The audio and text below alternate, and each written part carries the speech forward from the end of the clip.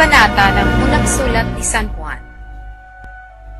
Yaong buhat sa pasimula, yaong aming narinig, yaong nakita ng aming mga mata, yaong aming namasdan, at nahipo ng aming mga kamay, tungkol sa salita ng buhay. At ang buhay ay nahayag, at aming nakita, at pinatotohanan, at sa inyo'y aming ibinabalita ang buhay na walang hanggan, nakasama ng Ama, at sa atin ay nahayag. Yaong aming nakita at narinig ay siya rin naming ibinabalita sa inyo, upang kayo naman ay magkaroon ng pakikisama sa amin.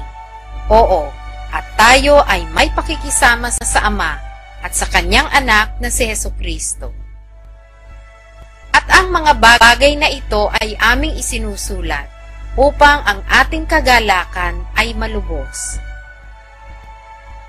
At ito ang pasabing aming narinig sa Kanya, at sa inyo'y aming ibinabalita, na ang Diyos ay ilaw, at sa Kanya'y anumang kadiliman.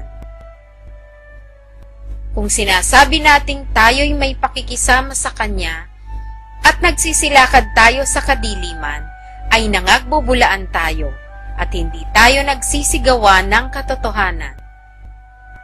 Ngunit kung tayo'y nagsisilakad sa liwanag, na gaya niyang nasa liwanag, ay may pakikisama tayo sa isa't isa, at nililinis tayo ng dugo ni Jesus na Kanyang Anak sa lahat ng kasalanan.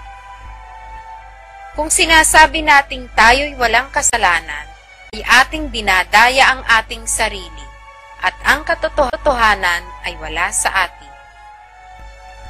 Kung ipinahahayag natin ang ating mga kasalanan, ay tapat at banal siya na tayo'y patatawarin sa ating mga kasalanan, at tayo'y lilinisin sa lahat ng kalikuan.